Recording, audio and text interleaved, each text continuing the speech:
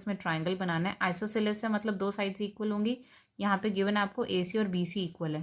तो ट्राइंगल की एक रफ फिगर कंस्ट्रक्शंस में हमेशा याद रखिए, एक रफ फिगर हमें बनानी है जिसको हमें बाद में इरेज कर देना है, या रफ कॉलम में बनी भी रहे तो भी कोई दिक्कत नहीं है। AB हमें 5 चाहिए और AC और BC मेरी 6.5 और 6.5 है। अब यहाँ पर AB आपको 5 लेनी है, तो पहले मैं यहाँ पर AB ड्रॉ कर देती हूँ 5 सेंटीमीटर। तो 0 से लेके 5 तक हमने AB ड्रॉ कर दी है यहाँ पर। अब मुझे AC चाहिए 6.5 और BC भी चाहिए 6.5। तो मैं अपने कंपास को 6.5 सेंटीमीटर से खोल लूँगी। ये 6.5 सेंटीमीटर खुल गया। अब मुझे BC चाहिए 6.5, तो मैं यहाँ पे मेरा B आएगा, तो यहाँ पर कहीं पर आर्क लगेगा। और A से भी C तक मुझे 6.5 चाहिए, तो A मेरा पॉइंट यहाँ कहीं आएगा, तो यहाँ पर कहीं पर आर्क लगेगा। इन क्वेश्चंस में ध्यान रखिएगा, थोड़ा सा गैप आप ज़्यादा रखिएगा ताकि आपके क्वेश्चन से ओवरलैप ना कर जाए, नहीं तो आपको रब करके दोबारा बनाना पड़ेगा। अब ये जो पॉइंट ऑफ इंटरसेक्शन है, इससे मैं इस पॉइंट B को, ये रहा मेरा पॉइंट B और ये रहा मेरा इंटरसेक्शन पॉइंट, इसको ज्वाइन कर लूँगी। आप 0 से एक बार चेक कर लो, 6.5 ही आ रहा है, सही है।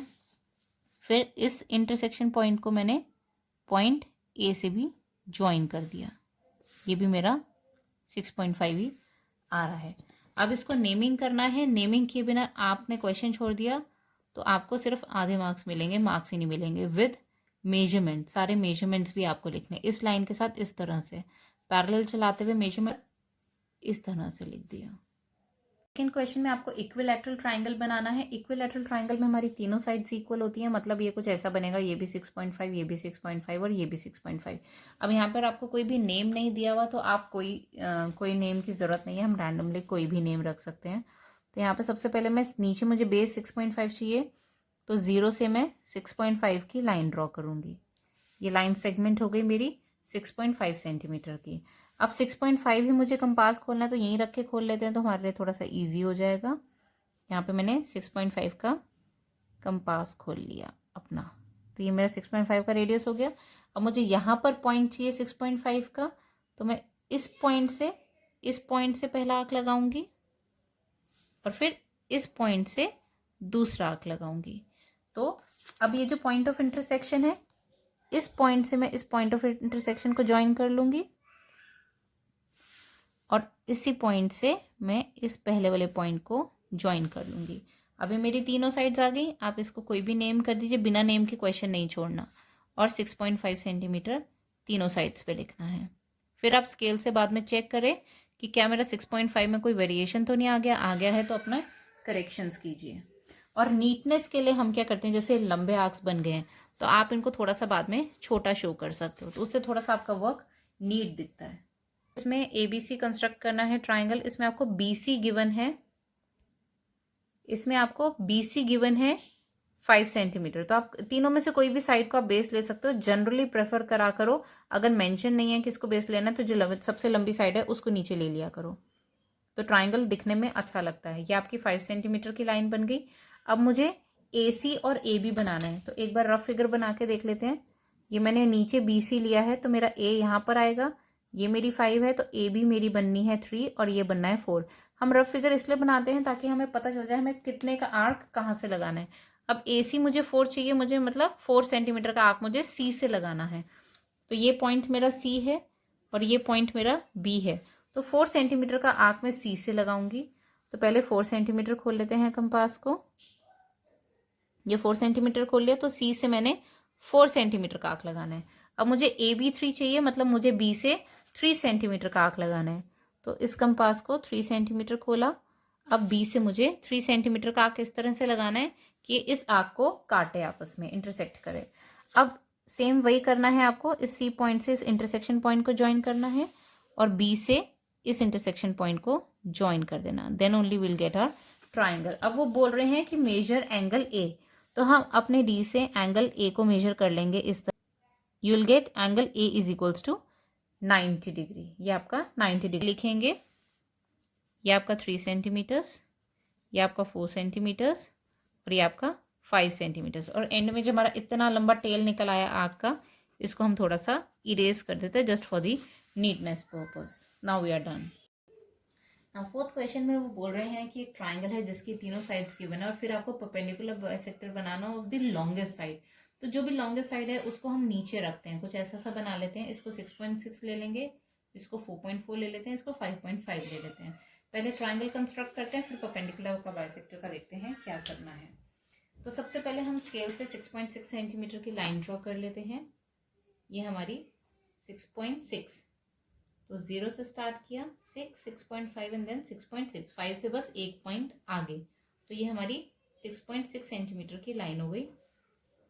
मुझे यहाँ से मुझे 5.5 का आंक लेना है, मतलब इस पॉइंट से मुझे 5.5 का आंक लेना है।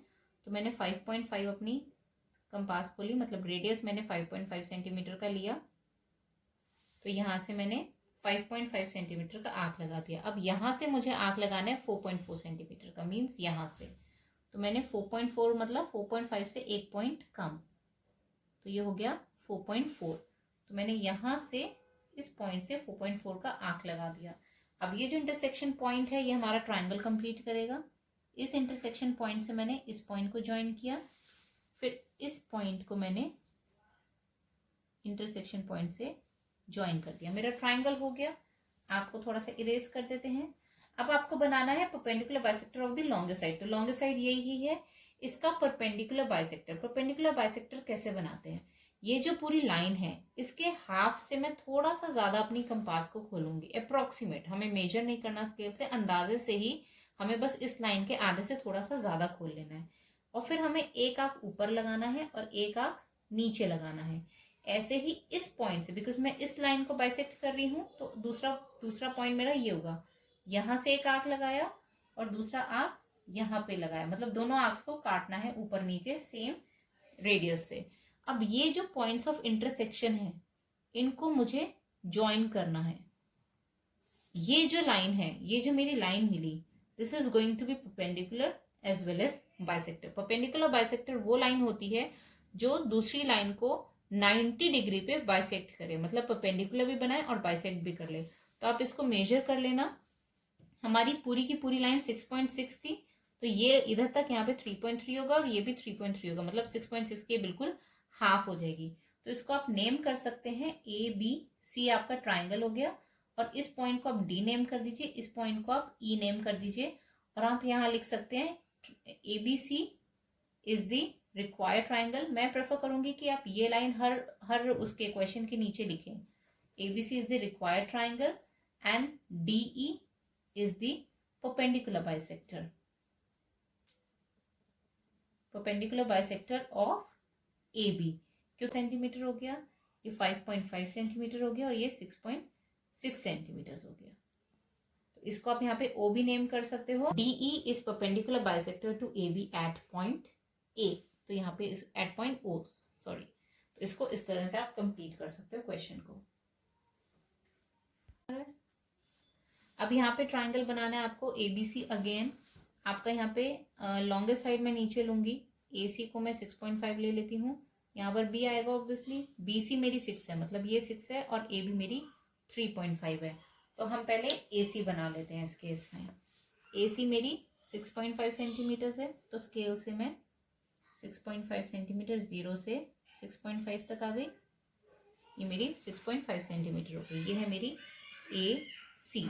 अब मेरे को BC 6 सेंटीमीटर बनाना है, तो C से मैं 6 सेंटीमीटर का आर्क बनाऊंगी। C 6 सेंटीमीटर से खुल गया। C पॉइंट से मुझे 6 सेंटीमीटर का आर्क बनाना है। अब AB मेरी 3.5 है, तो मैं 3.5 का रेडियस खोल लेती हूँ। 3.5 का रेडियस हो गया। अब ये मुझे A से बनाना है, तो A से मेरा 3.5 का आर्क लग गया। अब देखिए कितना लंबा है, तो मैं इसको इरेज कर देती हूँ। अब ये जो पॉइंट आएगा ये मेरा B है। Join BA and join BC। Now we get triangle ABC where AC is equals to 6.5 centimeters, BC is equals to 6 centimeters and AB is equals to 3.5 centimeters। अब आपको बोल रहे हैं मेजर ऑल 3 एंगल्स, तो आप D से तीनों angles को मेजर कर लीजिएगा कि तीनों एंगल्स कितने कितने डिग्रीज के आ रहे हैं। तो आप वो करके आप खुद लिख सकते हैं और जो भी रिजल्ट आएगा वो यहाँ पर आप एंगल A, एंगल C और एंगल B लिख सकते हैं। और यहाँ पर भी जरूर लिखिएगा एंगल A कितना आया आपका, एंगल B कितना आया आपका और एंगल C कितना आया।